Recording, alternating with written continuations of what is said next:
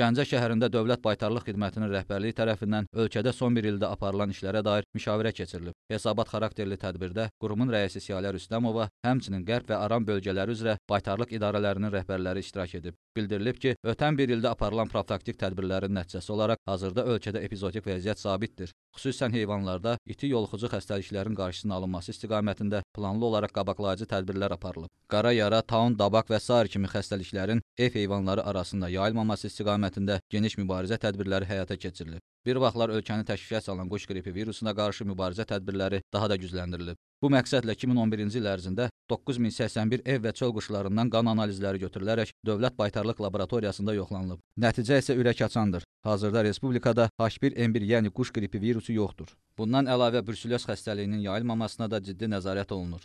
Dövlət Baytarlıq Xidmətinin rəisi Siyalə Rüstəmova onu da vurğulayıb ki, heyvanların bruselyoza yoluxması və belə heyvanlardan qidalanma nəticəsində 2002-2003-cü illərdə təxminən 700-ə yaxın insan bu bəlaya düçar olubsa, indi vəziyyət 50% yaxşılaşıb. Buna baxmayaraq profilaktik tədbirlər davam etdirilir. Ümumilikdə aidiyyatı qurumların rəsmiləri tərəfindən bütün ev heyvanlarında vaksinasiya aparılıb. 2012-ci ildə isə Dövlət Baytarlıq Xidmətində bir sıra dəyişikliklər nəzərdə tutulur.